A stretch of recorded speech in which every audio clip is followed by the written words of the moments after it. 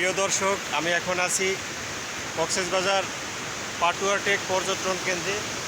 এখানে দেখুন খুব কাছ থেকে সমুদ্র এবং সমুদ্রের ঢেউ দেখা যাচ্ছে। সমুদ্রের গর্জন, সমুদ্রের ঢেউয়ের যে বিশাল ঢেউয়ের যে গর্জন, আসলে সত্যি এখানে আসলে মনটা ভরে যায়।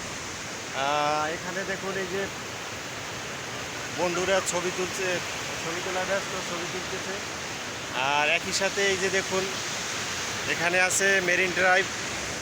মেরিন ড্রাইভ হয়ে কক্সবাজার সমুদ্র সৈকত থেকে, এইদিকে কক্সবাজার সমুদ্র সৈকত থেকে মেরিন ড্রাইভ হয়ে এর মাঝে আছে হিমছড়ি ইনানি বিচ হয়ে একেবারে এখানে উখিয়া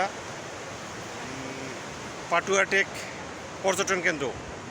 অত্যন্ত চমৎকার এই জায়গাটা, অত্যন্ত সুন্দর একটা ট্যুরিস্ট স্পট, যেখানে আসলে একই সাথে পাহাড়। দেখুন এই যে আমার এইদিকে দেখা যাচ্ছে পাহাড়, দেখুন কত সুন্দর পাহাড়ের দৃশ্য। আবার একই সাথে দেখুন এইদিকে আছে সমুদ্র, সাগরের ঢেউ, বিশাল বড় বড় ঢেউ এবং সমুদ্রের গর্জন, একই সাথে সব মিলিয়ে অত্যন্ত সুন্দর একটা দৃশ্য।